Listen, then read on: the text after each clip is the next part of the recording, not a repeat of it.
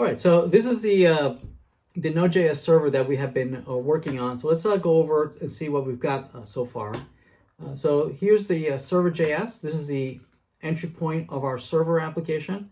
And we had installed the Express library to create a simple Node.js server. We had also installed a couple other libraries, right? One, a body parser, so that we can parse the data that is embedded in the HTTP body as a JSON object. We had also installed the Mongoose library that allows us to connect to a Mongo database, and we are connected to this database, the whiteboard cs4550 sp20. We also had configured CORS so that it can be accessed from our Angular application that is running on localhost 4200. And we had started with a couple of controllers that exposed a list of quizzes and list of questions. So let's take a look at those controllers. So in the quizzes, right, we had declared two endpoints, one that allowed us to retrieve all the quizzes and one that allowed us to retrieve individual quizzes if you provided the quiz ID. So the actual access of this data was being implemented by quizzes services. Both of these operations were implemented in the quizzes service.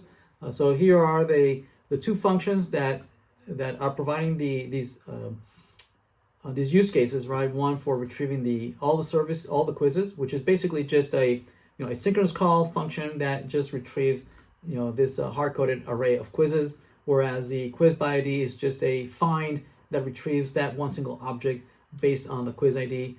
Same thing for the controller. For the questions, right? Same thing. We had a couple of endpoints, one for retrieving all the questions, one for retrieving a particular question, and then retrieving all the questions for a particular quiz.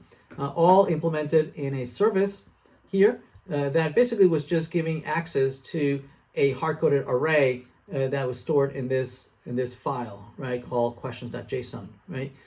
So the implementations and the use cases were to just retrieve the entire array of all the questions, or only find that specific question if I gave you the ID, or filter out all the questions for a given quiz, right, and then made available here. Okay, so that's what we got so far for the server Node.js application.